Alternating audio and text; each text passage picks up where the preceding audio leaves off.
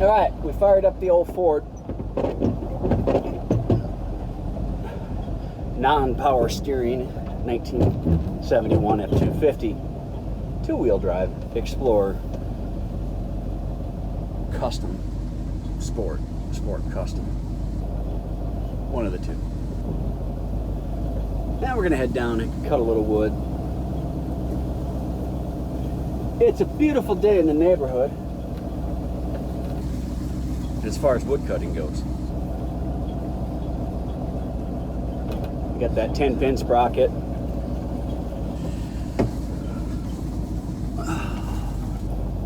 In the mail. I got that 10-pin No, I got that 10-pin sprocket in the mail. 10 3/8 by 10 driver.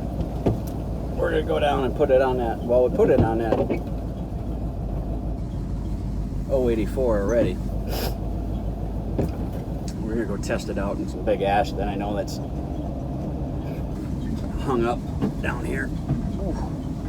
Brakes on this old girl. Not so good. Fraxinus Americanus.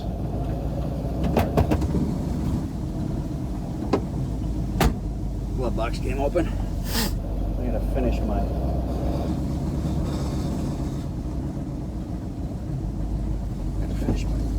dredge stitch.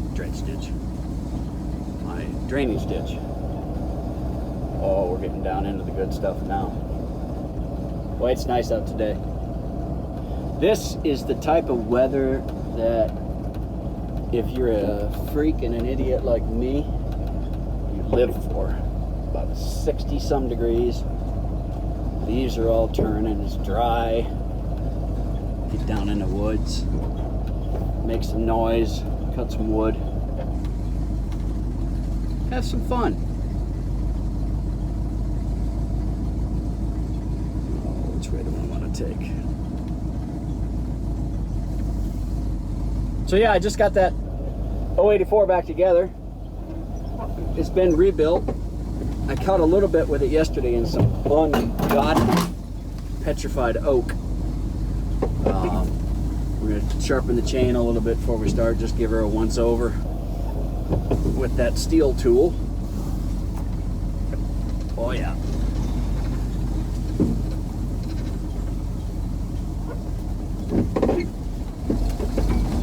Oh, jumped buck.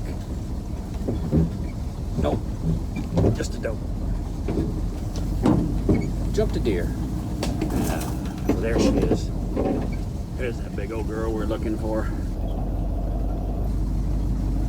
Find a best spot to back up here. Get close. Oh yeah. There we go. Ooh.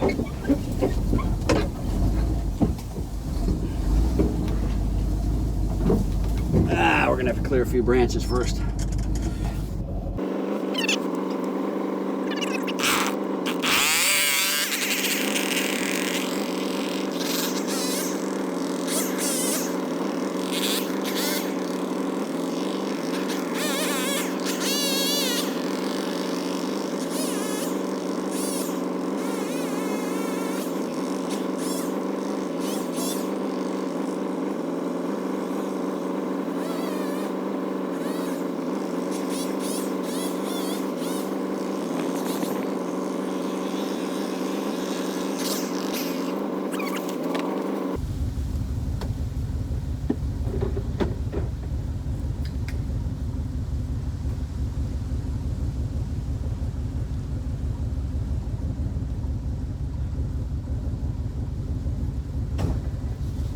Sitting behind the wheel. Truck is on. It's back. In my hand. Whoop. Ah.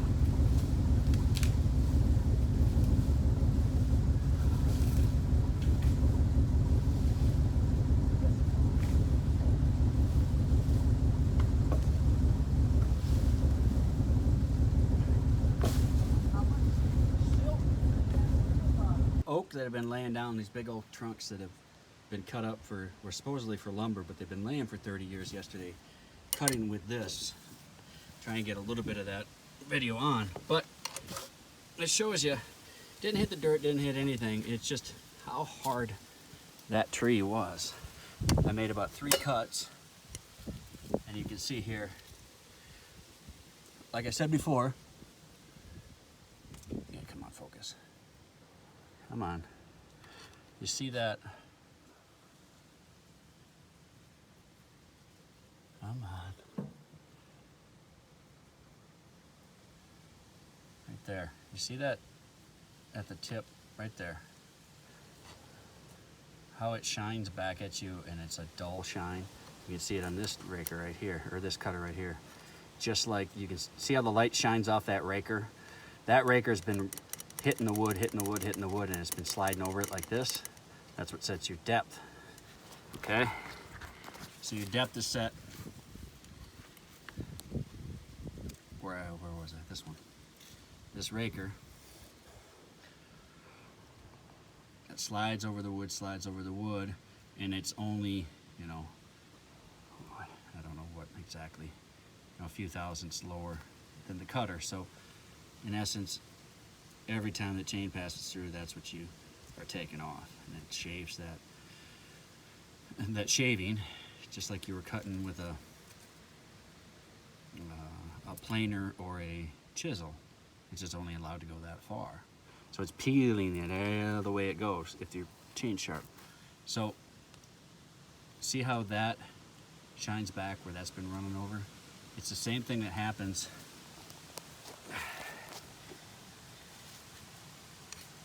Come on. There. How that's shiny and the tip of that's shiny.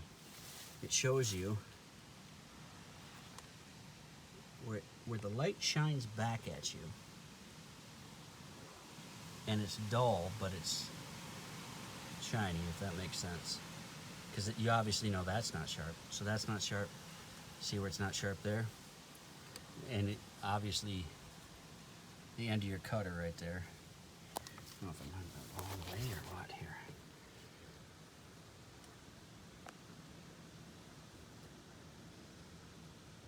There. Now you can see that point at the end of that cutter right there. How it matches that in sheen. And that's dull, that's dull. Now, come down to the ones that I already sharpened, just very quickly by hand. And see that sheen there. See how that sheen is here? Almost the same as this file. Now look at the edge of that cutter. It's one crisp line with no light shining back at you. Same way with this one I sharpened, right? Where are you? Right here. Nothing shining back. And then you go back up here and you can see shining back, same sheen. Big old clunker right here. I'm gonna put a glove on this hand. So I've been sharpening these, and you can see this isn't, run this back towards the saw. Just freely by hand, matching what's already there. Trying to use and get it cleaned up in about 5 or 6 strokes. And that matches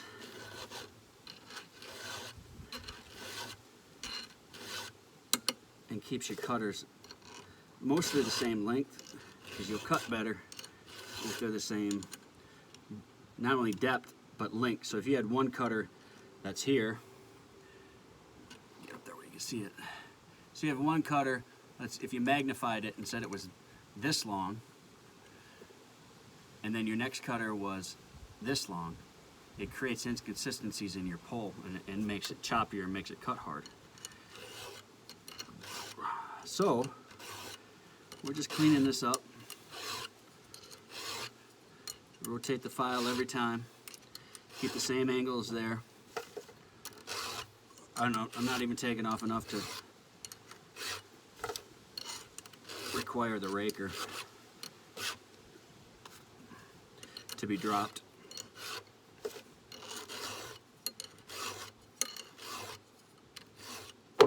And always, you're pushing.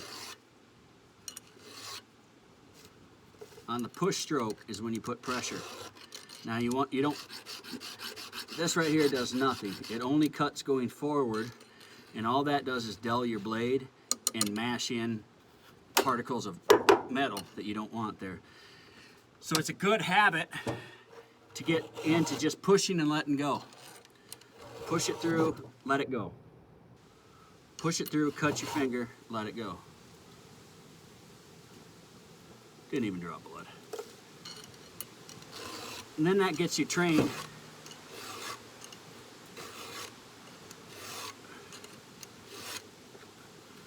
into not dragging that. Look at this showing up there, but how it's a nice crisp all the way through there, shined up. It gets you so you're not dragging that file back in the way that the direction that it doesn't cut, and you're actually just hurting yourself even more because you're dulling the file. I always crack them, beat them like a redheaded stepchild. Not so much, but a little bit. And then I just rotate it. So you can see on here, it's kind of a spherical way that that's sharpened, or the teeth are cut into it.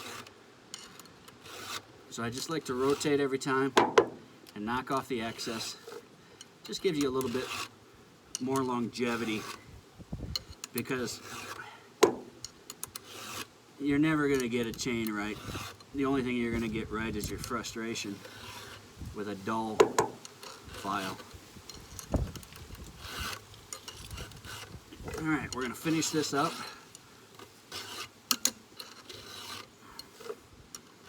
We're almost there. We're going to cut the other side, and then we're going to put this baby to work.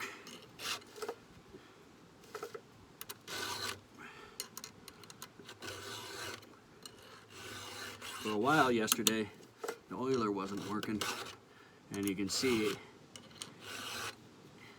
on these cutters, it almost like a Coke, not the pop, but it almost put a Coke on there, or a coat of hardened resin, because it's heating it up. Get this big boy going. It should be about enough to give you half a stick. The high idle is messed up on this, so I got to push it down on choke, but then I actually got to hold it down on high idle because there's a piece missing inside.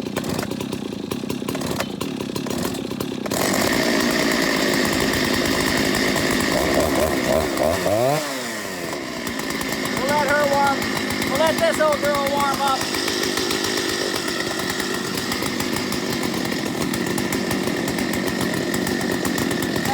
Around with the rest.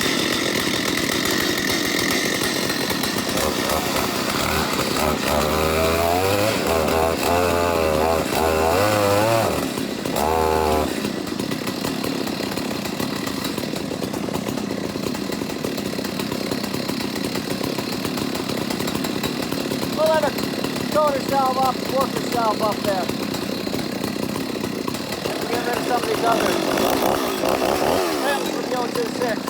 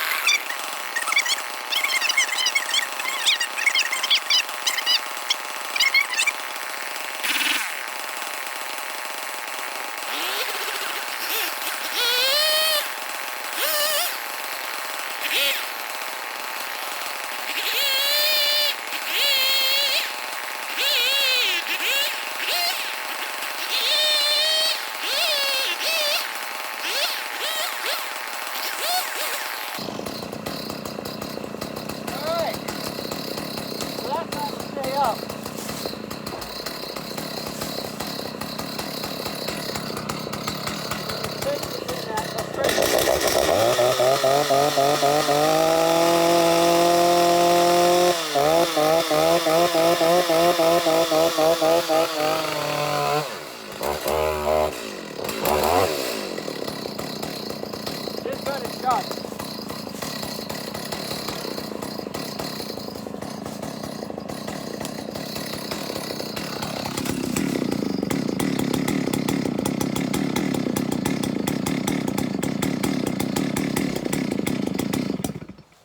And then she died.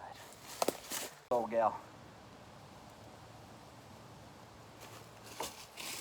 I'm going to start, and where she's hinged here, there's a little bit of river silt in there, but I'm going to stay on this side of it, so this falls off and it's still on that hinge. That's stuck in that crotch. So this one here I'm going to cut down a ways, but then I'll actually come up from the bottom and then let it drop. And then probably do the same on the other side once that's done. Or I run out of gas because I forgot gas up at the house. And again, high idles not on this.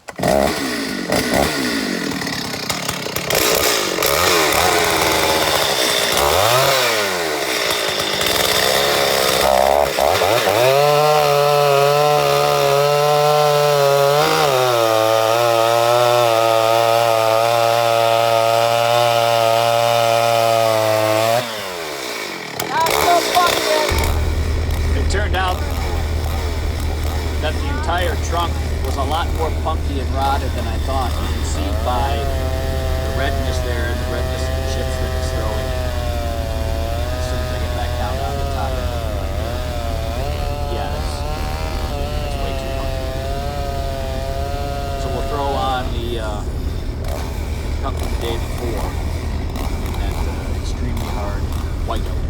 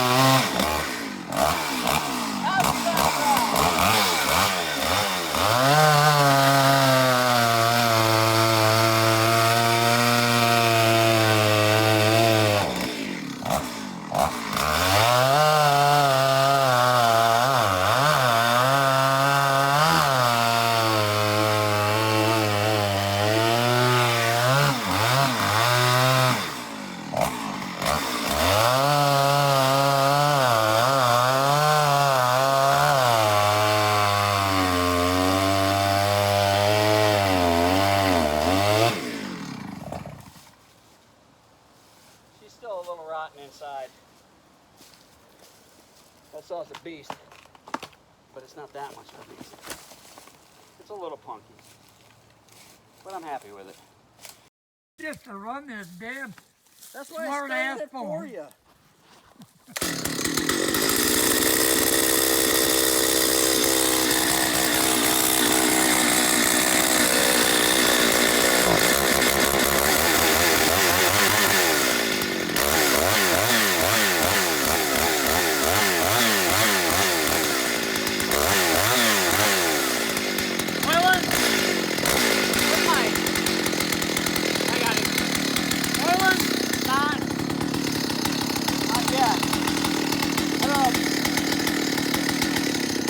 Got a cover for that. That's your auxiliary oiler. But I don't know why it's covered.